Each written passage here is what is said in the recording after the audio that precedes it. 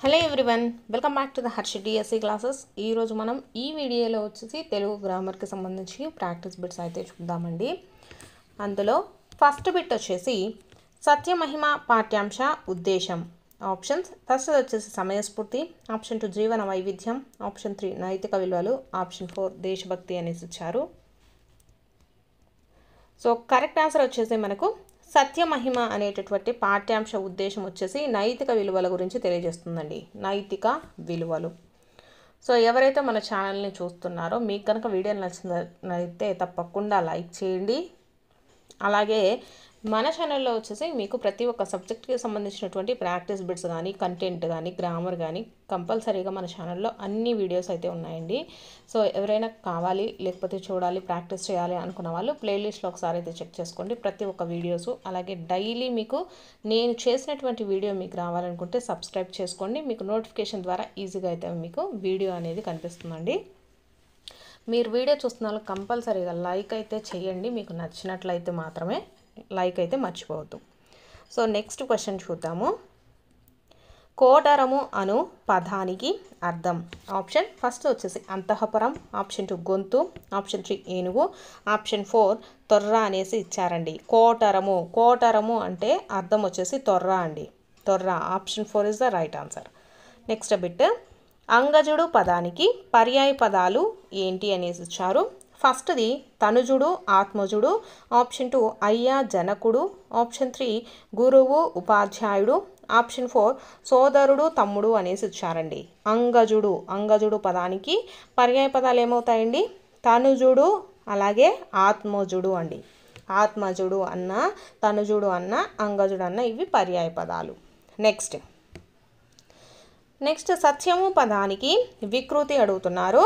సత్యము అంటే వికృతి పదం ఏమవుతుందండి? సత్వము పదానికి వికృతి అండి. సత్వము పదానికి వికృతి వచ్చేసి సత్తువ. నెక్స్ట్ పాడి పదానికి నానార్థ పదాలు అడుగుతున్నారు. ఆప్షన్స్ ఫస్ట్ది విధము దారి, ఆప్షన్ 2 క్షీరము ధర్మము, ఆప్షన్ 3 దేశము ప్రదేశము, ఆప్షన్ 4 చలించు పలుకు అనేసి ఇచ్చారండి. పాడి పదానికి నానార్థ పదాలు. పాడికి నానార్థ పదాలు ఏంటి అండి? క్షీరము, ధర్మము ఇవి నానార్థ పదాలు. నెక్స్ట్ బిట్ చూద్దాము. భాస్కరుడు పదానికి ఉత్పత్తి అర్థము. ఆప్షన్స్ ఫస్ట్ది కాంతిని కలగజేయువాడు, ఆప్షన్ 2 శాంతిని కలగజేయువాడు, ఆప్షన్ 3 శౌర్యము ప్రదర్శించేవాడు, ఆప్షన్ 4 ధర్మాన్ని ఆచరించువాడు అనేసి ఇచ్చారండి. భాస్కరుడు అంటే ఎవరండి? మనకు సూర్యుడు అనమాట. సో ఉత్పత్తి అర్థం ఏమవుతుంది? కాంతిని కలగజేయువాడు సూర్యుడు. నెక్స్ట్ వచ్చేసి 7 అన్నదమ్ములం మేం విడిగా ఉంటే చెప్పగలరు, కలిసి ఉంటే చెప్పలేరు, ఏమిటది అనేసి ఇచ్చారండి. ఆప్షన్స్ ఫస్ట్ది వారాలు, ఆప్షన్ 2 ఇంద్రధనస్సు, ఆప్షన్ 3 సప్తఋషులు, ఆప్షన్ 4 లోకాలు అనేసి ఇచ్చారండి. సో కరెక్ట్ ఆన్సర్ ఏమవుతుందండి? ఇంద్రధనస్సు అండి. ఇంద్రధనస్సు వచ్చేసి మనకి 7 రంగులు అయితే ఉంటాయి కదా. ఇవి మనము విడిగా ఉంటే చెప్తాం, కానీ కంబైన్డ్గా ఉంటే మనకు కొన్ని లైట్స్ వచ్చేసి ఒక దాంట్లో ఒకటి మింగిల్ అయి ఉంటాయి కాబట్టి మనం అంతగా కలర్స్ అనేది చెప్పలేం. సో ఇంద్రధనస్సు ఈజ్ ద కరెక్ట్ ఆన్సర్ అండి. నెక్స్ట్ బిట్ బల ఈ వినోదము అందరికీ అవసరము. ఈ వాక్యంలోని అవ్యయం ఏది అనేసి ఇచ్చారండి. ఫస్ట్ ఆప్షన్ బల, ఆప్షన్ 2 ఈ, ఆప్షన్ 3 వినోదము, ఆప్షన్ 4 అవసరము అనేసి ఇచ్చారండి. అవ్యయం అంటే మనకు వచ్చేసి లింగ వచన విభక్తులు లేని వాటిని అవ్యయాలు అనేసి అంటారండి. సో ఇక్కడ బల అనేది మనకు లింగం కానీ వచనం కానీ విభక్తి కానీ కాదు. సో కాబట్టి ఇదేమవుతుంది? అవ్యయం అవుతుంది. Option 1 is the right answer. Next bit క్షమ వలన సిరి కలుగును. ఈ వాక్యములో గల విభక్తి అనేసి అడిగారు. క్షమ వలన సిరి కలుగును. ఈ వాక్యంలో మనకు విభక్తి ఏంటండి? వలన అనేటటువంటి విభక్తి. సో వలన అనేది మనకు ఇక్కడ ఇచ్చినటువంటి ఆప్షన్స్లలో ఫస్ట్ది పంచమీ విభక్త, ఆప్షన్ 2 షష్ఠీ విభక్త, ఆప్షన్ 3 తృతీయ విభక్తి, ఆప్షన్ 4 చతుర్థి విభక్తి అనేసి ఇచ్చారండి. సో వలన అనే విభక్తి మనకు దేంట్లో వస్తుందండి? పంచమీ విభక్తిలో వస్తుందండి. వలనన్ కంటెంట్ పట్టి పంచమీ విభక్తి అవుతుంది. మనం షష్ఠీ విభక్తి ఏమవుతుందండి? కిన్ కున్ యొక్క లోన్ లోపలన్ షష్ఠీ విభక్తి అవుతుంది. తృతీయ విభక్తి చూసుకున్నట్లయితే చేతన్ చేన్ తోడంతో తృతీయ విభక్తి అవుతుంది. చతుర్థి విభక్తికి మనకి ఏమేమి వస్తాయండి? కొరకొన్ కై అనేటటువంటి ప్రత్యయాలు అయితే వస్తాయండి. కాబట్టి ఇక్కడ మనకు వలన అనేది ప్రత్యయం కాబట్టి సో ఇది ఏ విభక్తి అవుతుందండి? పంచమీ విభక్తి. వలనన్ కంటెంట్ పట్టి పంచమీ విభక్తి.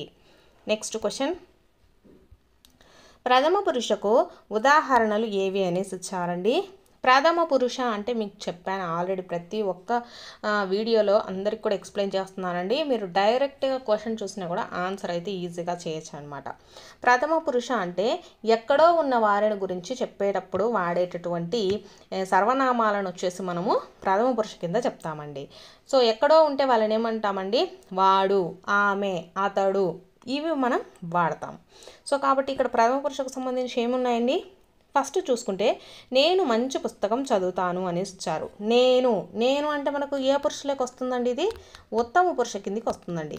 ఉత్తమ పురుష అంటే తనను గురించి తాను తెలియజేస్తే ఉత్తమ పురుష అండి. నేను మంచి పుస్తకం చదువుతాననేది ఉత్తమ పురుష. నెక్స్ట్ మీరు మంచి పుస్తకం చదవండి అనేసి ఇచ్చారు.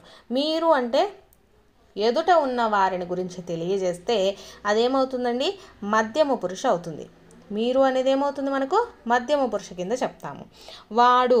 వాడు అంటే మనకు వాడు అంటే ప్రథమ పురుష, అంటే ఎక్కడో ఉన్న వారిని గురించి చెప్తూ ఉన్నాం కాబట్టి అది ప్రథమ పురుష కింద వస్తుంది. కాబట్టి ఆప్షన్ 3 రైట్. నెక్స్ట్ మేము అనేసి ఇచ్చారండి. మేము కూడా మనకు ఉత్తమ పురుష కిందనే వస్తుంది. ఉత్తమ పురుష కింద ఏమేమి వస్తాయి? నేను, మేము. మధ్యమ పురుష అంటే నీవు, మీరు మధ్యమ పురుష కిందకి వస్తాయండి. వాడు, ఆమె, అది, అతడు, ఇవన్నీ కూడా మనకు ప్రథమ పురుష కింద వస్తాయండి. So option 3 is the right answer. Next bit చూద్దాము. క్రింది పదాలకు బహువచనాలను గుర్తించి జతపరచండి అనేసి వచ్చారు. ఇక్కడ బహువచనాలు వచ్చేసి మీకు ఆల్రెడీ అందరికీ తెలిసిందే కదండి. పద్యము అంటే పద్యాలు, కవి అంటే కవులు, ప్రశ్న అంటే ప్రశ్నలు, తరువు అంటే తరువులండి. సో మనకు కరెక్ట్ ఆన్సర్ ఏమవుతుందండి? ఆప్షన్ 1. నెక్స్ట్ ఆత్మానందుడు కంబలిని భుజాన వేసుకుని వెళ్ళాడు. ఈ వాక్యంలో కర్తను గుర్తించండి అనేసి ఇచ్చారండి. ఆప్షన్స్ ఫస్ట్ది ఆత్మానందుడు, ఆప్షన్ 2 కంబలి, ఆప్షన్ 3 భుజాన వేసుకుని, ఆప్షన్ 4 వెళ్ళాడు. క్రియ ఏమవుతుందండి? వెళ్ళాడు అవుతుంది మనకు. సో ఇక్కడ కర్త అడిగారండి. కర్త వచ్చేసి మనకు ఏమవుతుంది? ఆత్మానందుడు. కర్మ ఏమవుతుందండి? కంబలి కర్మ. కంబలి వచ్చేసి మనకు కర్మ కింద వస్తుంది. వెళ్ళాడు అనేది క్రియ కింద వస్తుంది. ఇక్కడ ఆత్మానందుడు వచ్చేసి కర్త కింద మనం చెప్పచ్చు. నెక్స్ట్ బిట్ వచ్చేసి క్రింది వాణిలో సంయుక్తాక్షర పదము రాయండి అనేసి ఇచ్చారు. ఆప్షన్స్ ఫస్ట్ది చంద్రుడు, ఆప్షన్ 2 మొగ్గ, ఆప్షన్ 3 కొయ్య బొమ్మ, ఆప్షన్ 4 దిబ్బ అనేసి ఇచ్చారండి. సో మనకు సంయుక్త అక్షరం అంటే ఏంటంటే ఒక హల్లునకు వేరొక హల్లు వచ్చేసి ఒత్తుగా వస్తే దాన్ని సంయుక్తాక్షరం అంటామండి. సో ఇక్కడ చంద్రుడు చూసుకుంటే దాకి రావొత్తు వచ్చింది. సో ఒక హల్లుకు వేరొక హల్లు యొక్క ఒత్తు వచ్చినట్లయితే అది మనము సంయుక్తాక్షరంగా చెప్తాము. సో ఇక్కడ గాకి గాగున్న అనుకోండి, దీన్ని ద్విత్వాక్షరం అంటాం. ఒక హల్లుకు అదే హల్లు ఒత్తుగా వచ్చి చేరినట్లయితే దాన్ని ద్విత్వాక్షరంగా చెప్తాము. సో ఇక్కడ మనం సంయుక్తాక్షరం అడిగారు కాబట్టి చంద్రుడు అనేది మనకు సంయుక్తాక్షర పదం అవుతుంది. నెక్స్ట్ క్వశ్చన్, క్రింది వానిలో ఊష్మాక్షరాన్ని గుర్తించండి అనేసి ఇచ్చారు. ఫస్ట్ది వచ్చేసి ప, ఆప్షన్ 2 నా, ఆప్షన్ 3 ష, ఆప్షన్ 4 రా అనేసి ఇచ్చారండి. సో మనకు ఊష్మాలు అంటే ఏమేమి వస్తాయండి? ష, ష, స, హ. వీటిని వచ్చేసి మనము ఊష్మాలుగా చెప్పడం జరుగుతుంది. సో ఇక్కడ ఇచ్చినటువంటి వాటిల్లో ఏమేమి ఉన్నాయండి? ష ఉంది కాబట్టి option 3 is the right answer. Next question చూద్దాము. కరు, చిరు, కడు, నడు, నిడు శబ్దముల రా, డాలకు అచ్చుపరమైతే వచ్చే సంధి ఏది అనేసి ఇచ్చారండి. ఆప్షన్స్ ఫస్ట్ది అత్వసంధి, ఆప్షన్ 2 ఇత్వసంధి, ఆప్షన్ 3 గుణసంధి, ఆప్షన్ 4 ద్విరుక్త టకార సంధి అనేసి ఇచ్చారండి. మనము ఇక్కడ చూసుకున్నట్లయితే అత్వసంధి అంటే ఆ అనే హస్వ అక్షరానికి వచ్చేసి అత్తునకు అచ్చుపరమైతే మనకు అత్వసంధి అనేది వస్తుందండి. ఇత్వసంధి అంటే ఇత్తునకు అచ్చుపరమైతే మనకు ఇత్వసంధి అనేది ఫామ్ అవుతుంది. ఇక్కడ నెక్స్ట్ చూసుకున్నట్లయితే ద్విరుక్త టకార సంధి అండి. ద్విరుక్త టకార సంధిలో వచ్చేసి కరు, చిరు, కడు, నడు, నిడు శబ్దములకు రా అలాగే డాలకు అచ్చుపరమైనప్పుడు మనకి ఏ సంధి వస్తుందండి? ద్విరుక్త టకార సంధి అండి. కుట్టరుసు అలాగే నెక్స్ట్ కట్టకడు అవన్నీ ఉన్నాయి కదా, అవన్నీ కూడా మనకు ద్విరుక్త టకార సంధి కిందనే వస్తాయి. నెక్స్ట్ బిట్ వచ్చేసి స్వర్గాదినాథుడు ఈ పదానికి సంధి విడదీసిన రూపం రాయండి అనేసి ఇచ్చారండి. స్వర్గాదినాథుడు. సో మనం దీన్ని సంధిని ఎలా విడదీస్తామండి? స్వర్గ ప్లస్ అధినాథుడు స్వర్గాదినాథుడు అండి. Option 1 is the right answer. Next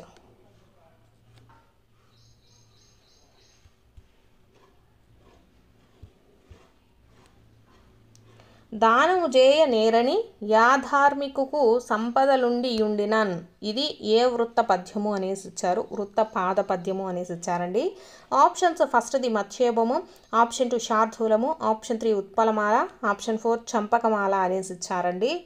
so మీకు ఆల్రెడీ చెప్పాను గురువు లఘువులను ఎలా గుర్తించాలో. నేర్చుకోవడం వల్ల మీకు ఏంటంటే ఈజీగా 2 క్వశ్చన్లకు ఆన్సర్ చేయొచ్చండి. ఒక్కొక్కసారి మనల్ని గణాలు అడుగుతారు, అది కూడా ఆన్సర్ చేయగలము. అలాగే మనకు ఇలా ఏ వృత్త పద్యపాదం అన్నా కూడా మనము ఈజీగా ఫైండ్ అవుట్ చేయొచ్చు. సో ఫస్ట్ దానము ఉంది కదా, దానమునకు గురువు లఘువులు గుర్తించండి. మీకు ఆటోమేటిక్గా ఇది ఏ పద్యపాదమో గుర్తొస్తుంది. దాకు దీర్ఘం ఉంది కాబట్టి ఇది వచ్చేసి మనకు గురువు, నాకు దీర్ఘం లేదు కాబట్టి లఘువు, ము అనేది కూడా మన లఘువు కింద వస్తుంది. సో ఇక్కడ చూసుకున్నట్లయితే గురువు 2 లఘువులు వచ్చేసి మనకేమవుతుందండి? భగనం అవుతుంది. ఏమవుతుంది? భగనం అవుతుంది. కాబట్టి ఫస్ట్ది ఏంటండి? ఫస్ట్ గణం ఏంటి? భా. భా అనేది మనకు దేంట్లో ఉంటుంది? మత్తేభానికి చూసుకుంటే సభరణమయవాని గణములు వస్తాయి కాబట్టి ఇది కాదు. శార్దూలానికి ఏమొస్తాయండి? మసజస్తగా వస్తుంది కాబట్టి ఇది కూడా కాదు. చంపకమాల చూసుకున్నట్లయితే మనకు నజబజ జజరా వస్తుంది కాబట్టి ఇది కూడా కాదు. ఉత్పలమాల ఏదండి? భరణ భబరవ అనేసి గణాలు ఉంటాయి కాబట్టి మనకు ఫస్ట్ది బా కాబట్టి ఏమవుతుందండి? ఈ పద్యపాదము భరణ భబరవ అనేది గణాలు ఉంటాయి కాబట్టి ఇది మనకు ఉత్పలమాల పద్యం అవుతుందండి. ఉత్పలమాల. So option 3 is the right answer అండి. నెక్స్ట్ బిట్ చూద్దాము. తగనానికి చెందిన పదాన్ని గుర్తించండి అనేసి ఇచ్చారండి. ఫస్ట్ మనకు తగనము. మీకు నిన్నటి వీడియోలో చెప్పాను కదా గణాలు ఎలా చూడాలి అనేసి నేను వీడియో అయితే చేశానండి. ఎవరైనా చూడకపోతే ఒకసారి అయితే చూసేయండి. సో తగనము. తగనము అంటే మనకు 2 గురువులు 1 లఘు వస్తే తగనం అవుతుందండి. ఇక్కడ మనం చూసుకున్నట్లయితే ఫస్ట్ది వచ్చేసి కళ్యాణి అని ఇచ్చారు. ఆప్షన్ 2 అనిమ, ఆప్షన్ 3 సంబంధం, ఆప్షన్ 4 బంధము అనేసి ఇచ్చారు. సో ఇక్కడ వచ్చేసి మనకు ఇక్కడ కళ్యాణి అనేసి ఇచ్చారు కదా, కళ్యాణి ఇచ్చేసినప్పుడు కాకి ఇక్కడ మనకు కా తర్వాత వచ్చేసి ద్విత్వాక్షరం ఉంది సంయుక్తాక్షరం ఉంది కాబట్టి సంయుక్తాక్షరానికి ఉండేటటువంటి ముందు పదం ఏమవుతుందండి? గురువు అవుతుంది. సో కా అనేది గురువు, అలాగే లాకు దీర్ఘం ఉంది కాబట్టి ఇది కూడా గురువు అవుతుంది. నెక్స్ట్ నీ అనేది మనకు లఘువు కింద చెప్తాం కాబట్టి option 1 is the right answer అండి. నెక్స్ట్ క్వశ్చన్ వచ్చేసి ఉన్న స్థితిని ఎక్కువగా చేసి వర్ణించి చెబితే దానిని ఏ అలంకారము అనేసి ఇచ్చారు.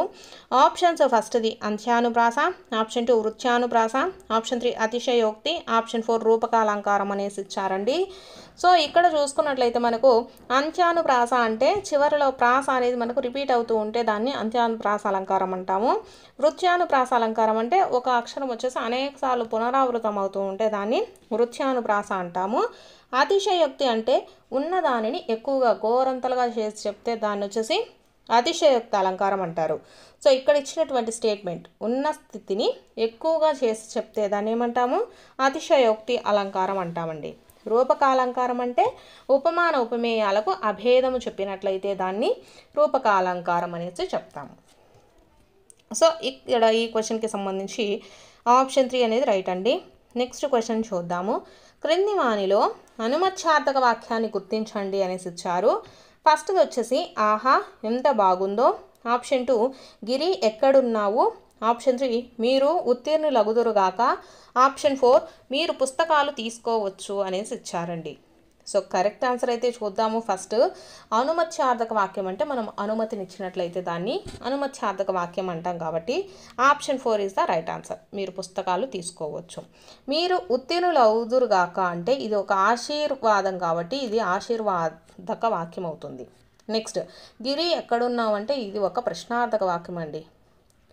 ప్రశ్నార్థక వాక్యం. నెక్స్ట్ ఆహా ఎంత బాగుందో ఇది మనకు ఏమవుతుందండి? ఆశ్చర్యార్థక వాక్యం. నెక్స్ట్ క్వశ్చన్ చూద్దాము. విద్యార్థులు వేమన పద్యంలోని విశేషార్థాన్ని గ్రహిస్తారు అనేది ఆప్షన్ ఫస్ట్ది వచ్చేసి అవగాహన. ఆప్షన్ 2 సంస్కృతి సాంప్రదాయాలు. ఆప్షన్ 3 భాషాభిరుచి. ఆప్షన్ 4 రసానుభూతి అనేసి ఇచ్చారండి.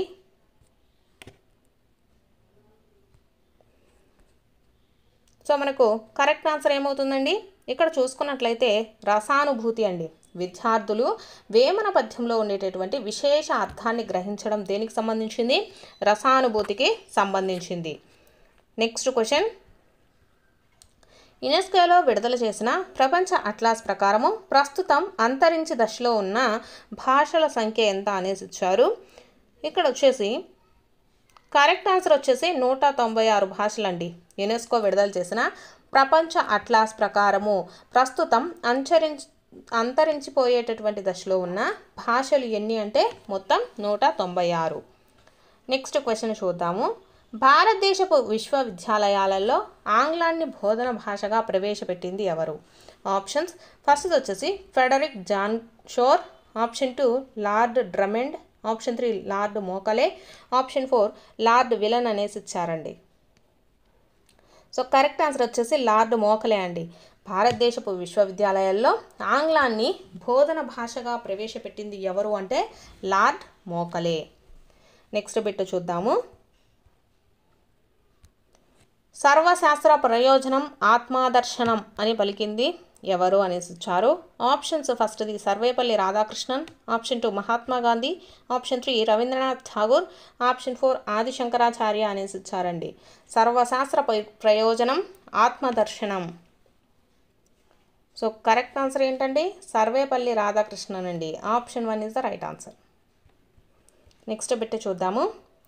ఒక వస్తువు లేదా ఉత్పత్తిని దాని ముఖ్య లక్షణాలను వివరిస్తూ ప్రయోజనాలను నొక్కి చూపిస్తూ బహిరంగంగా చూపించినట్లయితే అదే ప్రదర్శన అని అన్నది.